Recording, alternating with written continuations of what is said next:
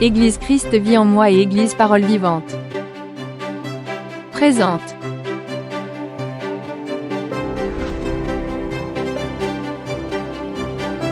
Prédication du jour.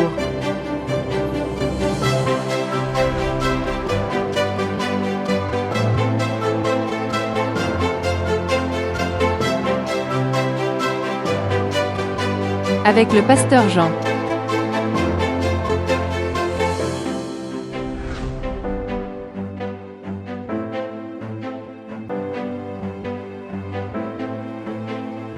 Dieu vous bénisse. Bienvenue, frères et sœurs, à l'émission d'aujourd'hui, à la prédication du jour. Et la prédication de ce soir, nous allons parler sauver de la fournaise. Sauver de la fournaise. Tout le monde, nous connaissons cette histoire des trois jeunes hommes sauvés de la fournaise ardente, qui se trouve dans le livre de Daniel 2 et 3. Et un homme, cette histoire nous raconte qu'un homme a été condamné à mort alors qu'il était sur le point d'être décapité. Le prince, chargé de l'exécution, lui demanda s'il y avait quelque chose à demander. Tout ce que ce détenu demandait, c'était un verre d'eau. Et lorsque on lui a amené ce verre d'eau, il tremblait tellement qu'elle ne pouvait pas porter l'eau à ses lèvres. Alors le prince lui dit de se calmer, car rien ne lui arriverait tant qu'il n'aurait pas fini de boire ce verre d'eau. Alléluia. Et alors, cet homme demanda au prince, puisque je me fie à ta parole, je peux me fier à ta parole, est-ce que rien ne m'arrivera tant que je n'aurai pas bu ce verre d'eau? Et le prince l'affirma d'une voix forte ce qu'il avait dit, rien ne t'arrivera tant que tu n'auras pas fini de boire ce verre d'eau. Et le prisonnier s'est retourné avec beaucoup de force pour boire et à faire tomber le verre des mains de soldats. Il ne pouvait pas recueillir l'eau renversée car le prisonnier a été sauvé. Il a demandé une deuxième fois pour être sûr, mais nous pouvons pleinement faire confiance en Dieu. Frères et sœurs, ceci m'amène à vous dire qu'il faut faire pleinement confiance en Dieu, car Dieu, avec tout le respect que je dois, Dieu ne ment pas. Dieu n'oublie jamais. Il est fidèle. Toutes ses promesses avec lui sont oui et amen. Alléluia. Toutes les promesses que m'a fait le prince, c'est accompli. Nous avons un Dieu qui ne ment pas, un Dieu qui n'oublie jamais. Il est toujours fidèle à ses promesses. Et avec lui, c'est toujours oui et amen. Alléluia. Et comme je disais au début, Dieu a sauvé les jeunes du four, de la fournaise de feu. Les amis de Daniel ont vu ce test comme une opportunité de grandir. Toute l'histoire, si vous voulez la savoir, vous lisez le livre de Daniel, chapitre 2 à partir du verset 48 et le chapitre 3 à partir du verset 1. Là, vous allez voir les amis de Daniel qui sont ramenés au feu de la fournaise. Alors, cette histoire nous parle que le roi exalta Daniel et lui donna de nombreux honneurs et de grands cadeaux.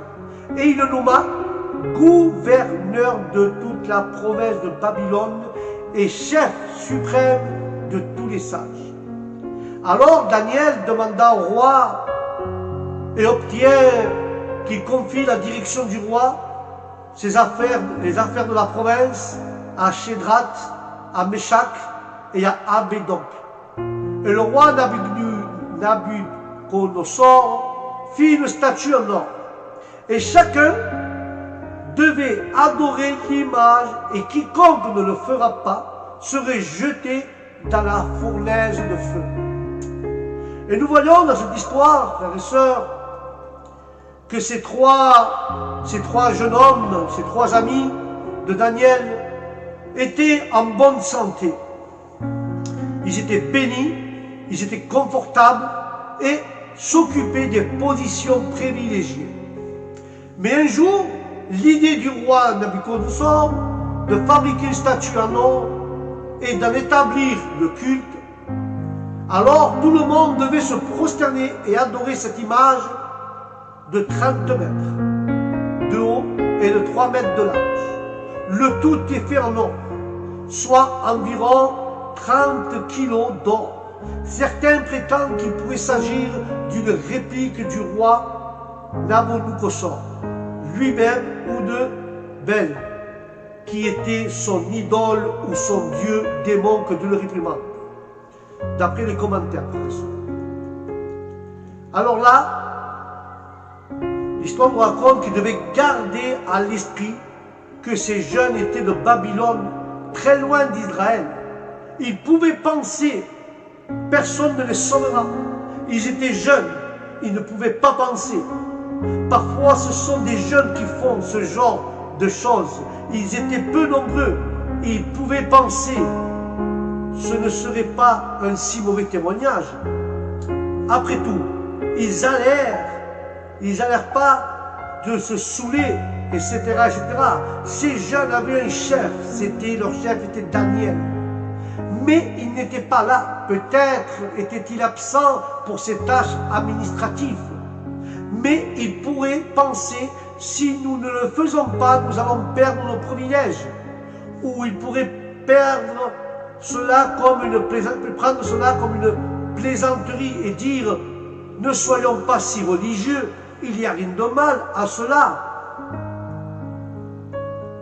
Mais mes frères et mes chères sœurs, il est très important de considérer les épreuves comme une opportunité de grandir dans la fidélité du Seigneur et dans la foi et dans la persévérance, car une épreuve bien assimilée est une circonstance qui nous pousse au niveau suivant que Dieu a préparé pour nous, et elle nous amène au privilège qu'il a conçu pour nos vies, car la foi et la vie d'adoration seront éprouvées dans le four de feu. Quand nous voyons le livre de Daniel, chapitre 3, à partir du verset 14, le roi Nabuchodonosor appela et parla et leur dit, « Est-il vrai que vous honorez pas mon Dieu et que vous adorez pas la statue d'or que j'ai érigée? Et si vous ne l'adorez pas, vous serez jetés dans la fournaise ardente. » Et répondirent, « Voici notre Dieu que nous servons. Peut-on nous délivrer le Dieu que nous servons? Il peut nous délivrer de la fournaise ardente. » Alors le roi Nabuchodonosor, plein de colère, ordonna que la fournaise soit chauffée 7 fois plus. Et il ordonna que les jeunes gens soient liés et jetés dans le feu. Sans aucun doute, frères et sœurs, sans aucun doute, la signification des noms qui apparaissent ici sont très intéressants dans le livre de Daniel, chapitre 3, verset 14. Nabuchodonosor signifie que Nebo ou Nabu protège ou défend les frontières. Nebo ou Nabu était l'un des dieux du panthéon babylonien, dieu de la science et du savoir et des arts. Les noms hébreux des 3 jeunes amis de Daniel indiquaient la confiance en son Dieu, puisque leurs noms se traduisaient de cette manière, les noms des amis de Daniel. Jéhovah a favorisé, le Seigneur a aidé, et celui qui est ce que Dieu est. Et cette foi, assumée par eux, cette fermeté et cette conviction en Dieu serait mise à l'épreuve. Et je vous invite, frères et sœurs, à écouter cela, car Dieu apporte le meilleur pour chacun d'entre nous, pour notre vie. Car la Bible elle-même nous enseigne que la fournaise ardente a augmenté sa chaleur 7 fois plus. Elle nous enseigne que l'épreuve apporte des moments extrêmes, comme le désert, des températures très élevées pendant la journée et la nuit. Mais le temps peut-être en dessous de zéro, mais il faut ici souligner, frères et sœurs, il faut souligner que plusieurs frères et sœurs, nous pouvons souligner, frères et sœurs, que plusieurs attitudes fondamentales que nous devons avoir en temps d'épreuve. Il faut souligner cela. Plusieurs attitudes fondamentalement que nous devons avoir au temps des épreuves. Des principes clairs et fermes envers la confiance en Dieu et la persévérance et la fidélité. Par exemple, frères et sœurs, le verset de Daniel 3, versets 17 et 18 parle « et le courage ». Et quand nous voyons le verset 19 et 20, nous parle de ces jeunes devraient choisir entre le principe chrétien et ceux de Babylone. Il leur offrait, ils étaient des chrétiens et des jeunes engagés, fidèles, fermes. Ils étaient lumière au milieu de ténèbres de Babylone. Ils ne se sont pas laissés emporter par la majorité, ni par les invitations, ni par les pressions. Dans ce four de feu, Dieu a manifesté sa gloire à l'instant précis. Et nous pouvons le voir dans le livre de Daniel du chapitre 3 au verset 24 et 25. Alors le roi fut effrayé. Il se leva vivement et dit à son conseil, « Avez-vous pas jeté au feu 3 hommes liés ?» Ils répondirent au roi, « C'est vrai, ô mon roi. » Il est dit, « Voici, je vois 4 hommes lâchés, marchant au milieu du four, sans subir aucun mal, et l'apparence du 4e est comme un fils des dieux. » La parole dit, frères et sœurs, 2 ou 3 réunis en son nom, il se trouve parmi eux. Ils étaient 3, mais comme ils étaient unis au nom du Seigneur, ils étaient 4, car il était parmi eux, frères et sœurs. Comme on peut le voir, les jeunes ne pensaient pas. Dieu tarde, mais pourquoi Dieu permet-il cela? Nous sommes leurs enfants et nous avons été fidèles. Ils n'ont pas remis en question Dieu. Ils sont restés fermes dans leur foi. Même s'ils ont dû donner leur vie, s'ils n'ont pas cessé de croire en Dieu, ces jeunes-là n'étaient pas des gens émotifs ou circonstanciels, c'était des gens de foi. De jour comme de nuit, ils croyaient en Dieu. Été comme hiver, ils croyaient en Dieu. Ils savaient que Dieu agirait en leur faveur. Et c'est pourquoi le Seigneur les a sauvés de cette fournaise. Comme la Bible nous l'enseigne, le premier surpris fut le roi lui-même. Des fois, quand nous passons dans des épreuves très difficiles et que les gens nous voient avec un sourire, nous voient avec cette foi que malgré qu'ils voient le problème gros, ils ne savent jamais veut le faire, mais là ils nous voient que nous sommes en train de prier, en train de vivre dans la joie, avoir de la paix en nous. Les gens sont surpris de voir, malgré le problème qu'on a dans les hôpitaux ou dans une famille, le problème qu'on passe, ils sont toujours heureux. Regarde, ils confient en Dieu, ils ne baissent pas les bras, en disant qu'ils n'ont pas de problème. Les gens se surprennent quand nous sommes dans les épreuves. Et là, comment le roi le vit-il? Car le passage biblique nous raconte que le roi vit. Le roi a vu 4 hommes, alors qu'ils n'étaient pas seuls. Le 4e, c'est comme un fils des dieux. Et dit par le roi, c'est le roi même qui le dit à partir de ce contexte religieux d'idolâtrie. Il est dit que le 4e, à l'apparence d'un dieu, c'était en réalité une Christophanie, c'est-à-dire une manifestation du Christ devant Bethléem. Le Christ était là, et jamais la création, les créatures n'auront plus de pouvoir que le Créateur. Ils ont tout sous il a tout sous sa domination. Il est le Dieu Tout-Puissant. Il a lâché ces jeunes. Ces jeunes étaient sans chaîne, ni attachés.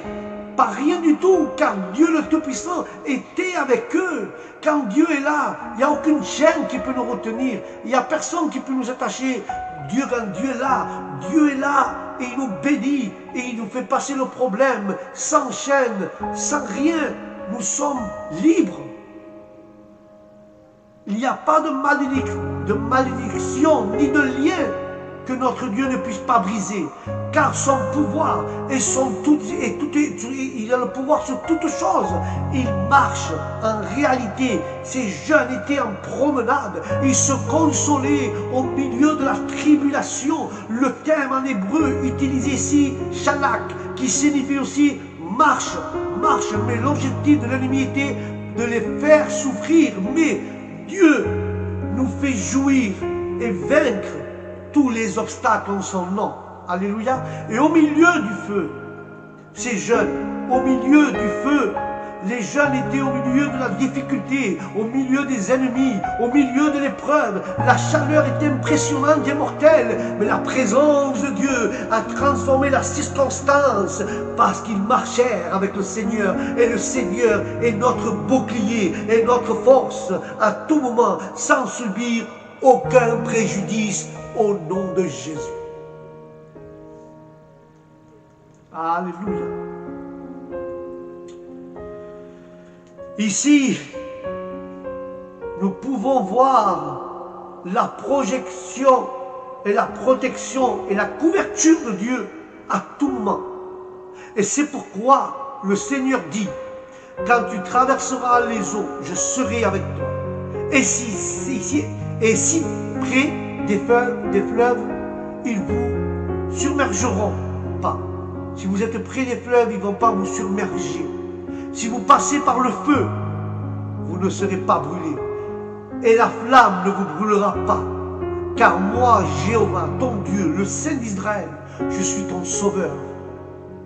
Car le livre d'Isaïe 43, versets 2 et 3, dit, devant les fidèles des jeunes de la fournaise, Dieu a vaincu ses ennemis.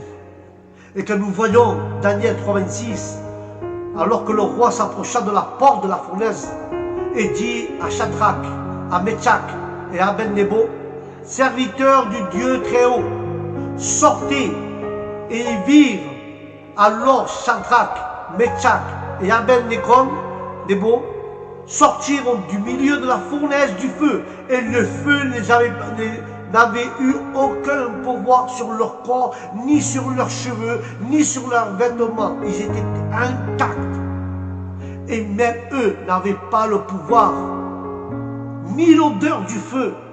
Rappelons-nous que quelques instants auparavant, le roi disait que quel Dieu sera celui qui délivrera de mes mains. Mais maintenant, il leur dit, serviteurs du Très-Haut, les ennemis sont venus voir pourquoi ils ne faisaient pas. Pourquoi ils ne faisaient pas. Ils pouvaient croire ce que leurs yeux voyaient. C'était du surnaturel. C'était la preuve que notre Dieu a tout pouvoir sur toutes choses. Alléluia. Et la Bible elle-même nous dit que leurs vêtements étaient intacts et qu'ils n'avaient aucune odeur de feu ni de brûlure. Alléluia. Imaginez à quoi ressemblait et s'ils auraient senti leur odeur sous leurs yeux. Dieu a fait un miracle. Soyez fidèles, persévérez et Dieu fera le miracle en vous et devant vos ennemis. C'est la récompense des fidèles et des courageux qui s'agenouillent pas devant Balaam, ni devant le monde, qui ne s'agenouillent que devant leur Dieu et Sauveur Jésus-Christ, car Jésus-Christ est notre puissant Seigneur et Sauveur. Amen et Amen. La gloire est à toi, Seigneur. Mais restons avec la ferme décision des jeunes de ne pas adorer la statue en or que le roi avait réalisée. Il les conduisit à la fournaise.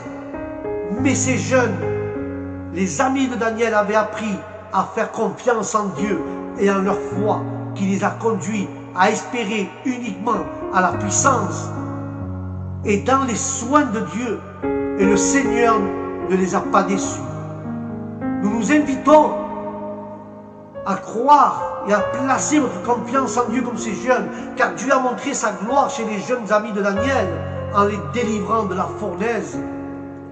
Alors le roi dit, béni soit le Dieu de Shadrach, Meshach et Abednego, qui ont envoyé son ange et délivré ses serviteurs qui se confient en lui. Et je décrète que tout le peuple, toute nation ou langue qui prospère un blasphème contre lui, que le Dieu de Shadrach, de Meshach et de Abednego soit coupé en morceaux, car il y a Dieu qui puisse délivrer comme celui-ci. Alors le roi manifesta à Shadrach, à Meshach et à Abednego, comme nous pouvons le voir dans ce passage biblique, le roi lui-même glorifie Dieu. Parce que, qu'il est le roi, il décrète que Dieu d'Israël, le Dieu d'Israélite, soit respecté, reconnaissant qu'il n'y a pas d'autre Dieu qui puisse délivrer comme celui-ci. Et qu'il a exalté ces jeunes gens à Babylone. Le mot agrandi est ici traduit du terme hébreu Tiscalit, qui se traduit également par prospérer, avancer, pousser, triompher. Ces jeunes ont suscité la louange de Dieu et le Seigneur les a bénis. Dieu les a récompensés car ils ont exalté ceux qui ont confiance en sa parole et à sa puissance au nom de l'Éternel. Et je vais conclure avec cela, frères et sœurs, pour la prédication de ce jour. Le motif de notre vie est de glorifier Dieu. C'est de persévérer au milieu de l'adversité pour accomplir le dessein de Dieu et d'accomplir le plan de Dieu dans nos vies. Et lorsque vous êtes fidèles, Dieu va nous récompenser parce qu'il est bon, comme nous l'avons vu dans ce passage. Dieu a sauvé les jeunes de la fournaise et s'est ainsi manifesté sa solitude et son amour pour nous, ses enfants, au nom de Jésus. Voilà, mes frères et sœurs, la prédication du jour d'aujourd'hui pour cette émission, Sauvés de la fournaise. J'espère que ça vous a apporté quelque chose pour votre vie, que Dieu vous a sorti des griffes du diable, car tous, on aurait pu finir à l'enfer, dans la fournaise des ténèbres, mais Dieu, par son amour, s'est manifesté et nous a sortis de la fournaise, nous a sortis de la main du diable, du péché, pour que nous puissions un jour être avec lui dans les cieux, dans sa gloire, pour l'adorer, pour le glorifier, au nom de Jésus. Amen. Voilà, mes frères et mes sœurs, c'était la prédication de ce jour. Que Dieu vous bénisse, que la paix de Dieu soit avec vous et avec votre famille. Et je vous dis à la prochaine réunion de la prédication du jour. Que Dieu vous bénisse. Shalom.